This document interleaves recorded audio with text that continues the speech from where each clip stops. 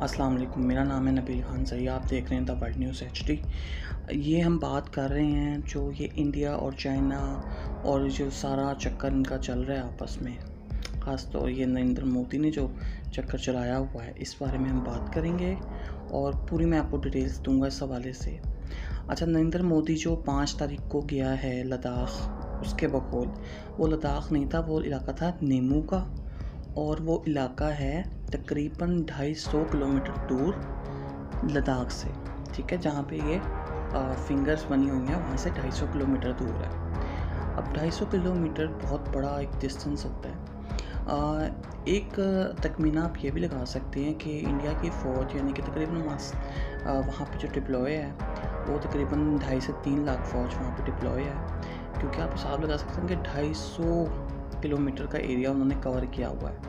तो 250 किलोमीटर का एरिया उन्होंने ऐसा वॉर जोन बनाया है जहाँ तक नरेंद्र मोदी को पिक किया गया, या उससे पीछे भी हो सकता है। तो वो इलाका एक जंग की सूरत हाल में है, क्योंकि जब कहीं फौज होती है तो वो इलाका जंग की सूरत हाल तब्दील हो जाता है और सिविलियंस जो होते हैं वो डिस्टर्ब होते हैं। तो यानी कि उन्होंने इतना इलाका पीछे से कवर किया हुआ है। तो आप देख सकते हैं कि मोदी कितना डरा हुआ था। मोदी 250 किलोमीटर पीछे गया और उसने चाइना का नाम भी नहीं लिया, उसने कोई बात नहीं करी फ़ौज के बारे में, जो उसके लोग मर गए उनके बारे में। हालांकि ये बहुत ही शर्मिंदगी का मुकाम होता है कि जब कोई लीडर अपनी फ़ौज के जो सिपाही मर जाते हैं या शहीद होते हैं, जैसे पाकिस्तानी या मुसलमान फ़ौज में लोग शहीद होते हैं, तो हिंदू फ़ौज में या किसी गैर मुस्लिम फ़ौज में ऐसा नहीं है। तो उनका जो एक ऑनेबल एक स्पीच होती है वो उनके लिए होती है लास्ट में। तो नरेंद्र मोदी की तरफ से ऐसा कुछ नहीं हुआ और नरेंद्र मोदी ने यहाँ तक कि उनके बारे में एक दफ़ा भी उनका नाम नहीं लिया, चाइनीज़ फ़ौज का नाम नहीं लिया, किसी चीज़ के बारे में बात नहीं करी। तो नरेंद्र मोदी का डर चुका है, क्या वो वाकई में उसको समझ नहीं आ रही कि मैं क्या करूं।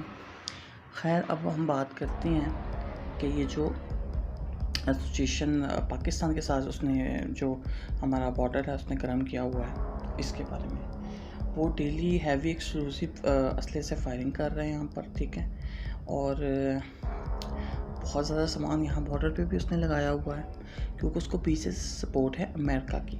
अच्छा, मैं आपको एक बात बताऊं कि पाकिस्तान बहुत बड़ा अमेरिका का साथी था किसी वक्त में, लेकिन अमेरिका ने पाकिस्तान के सर पे भी बंदूक रख के चलाई और जो है कंधे पे बंदूक रख के चलाई, और अपना मफाद पूरा होते ही वो यहाँ से निकल लिया। अब इंडिया एक नेशन है, एक बहुत बड़ी पॉपुलेशन का मुल्क है, कंट्री है। तो वहाँ ऐसे है कि उन्होंने एक हिंदुता की सोच है कि भाई हम जो हैं हिंदू हैं, हम बड़े पाक लोग हैं और ये है वो है। तो उनके माइंडसेट जो हैं वो ख़राब हो चुके हैं, ठीक है। तो उनको एक सपोर्ट करने वाला दुनिया में वाहिद मुल्क अमेरिका उनको मिल गया। अब अमेरिका जब किसी को सपोर्ट करता है तो उसके साथ यूरोपियन कंट्रीज़ भी सपोर्ट करती हैं। अब चाइना दूसरी ताकत बन के अमेरिका के सामने आके खड़ा हो गया। उसने कहा कि मैं चाइना के कंधे पे, इंडिया के कंधे पे बंदूक रख के चलाता हूँ, इंडिया तबाह हो जो मर्जी हो, इंडिया तो पहले ही भूख से मर रहा है, उनकी इकोनॉमी तबाह हो रही है। उन्होंने कहा जो मर्जी हो अमेरिका ने, और उसने कहा अच्छा, ये सदारती फ़ैसले नहीं होते अमेरिका की पॉलिसी के फ़ैसले होते हैं। जो भी सदर आता है वो कटपुतली सदर होता है और ये सारे फ़ैसले उनकी गवर्नमेंट कर रही होती है जो उनकी पॉलिसी के तहत करती है। अब होता ऐसे है कि जो उनकी गवर्नमेंट थी अमेरिका की, उसने इंडिया को हथियार सप्लाई करने शुरू किए, उसने बहुत सी चीज़ें इंडिया को सप्लाई करने शुरू करी। अब इंडिया जो है वो पता नहीं अपने आप को कुछ तीस-मान खां क्या समझ रहा है, फ़ौजी मरवा बैठा है और उनका नाम भी नहीं ले सकता। इतना ज़्यादा इंडिया से डरा हुआ है, चाइना से डरा हुआ है इंडिया। तो कहने का मकसद यही है कि इंडिया डर चुका है बहुत बुरी तरह पाकिस्तान और चाइना से, और इनका एक से बहुत डर चुका है और उसके पास कोई रास्ता नहीं है। उसने अमेरिका को भी वादे कर चुका है, वो पता नहीं दुनिया में इसराइल को भी वादे कर चुका है, और अब वो पाकिस्तान के अगेंस्ट या चाइना के अगेंस्ट कुछ करना चाहता है। लेकिन वो नहीं जानता कि वो तबाह हो जाएगा, वो कुछ नहीं कर सकता। अगर यही पाकिस्तानी फ़ौज किसी के साथ ऐसे करी तो पूरी दुनिया आ जाती।